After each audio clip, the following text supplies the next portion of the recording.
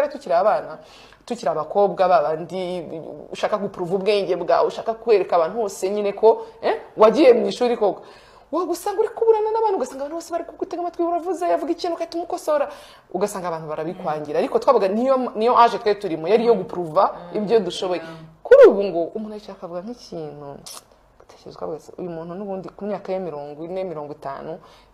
nta kintu ndi bumukosoreho mu by'ukuri ukamwihorera none wakubitaho background wamenye ko atagiye mu ishuri kandi I'm not wasting my time I swear kubera ko n'ibintu ndi bukubwire ntago uri bubashe kubyumva ninkubwira nti ibi bintu mu by'ukuri uko wabikoze ntago ari kwagakwiye kubikora uhita uvuga ati nshobora kuba ndi kumwivangira mu bintu kandi atazigera anabyumva n'ubundi kubera ko ya critical thinking nayo afite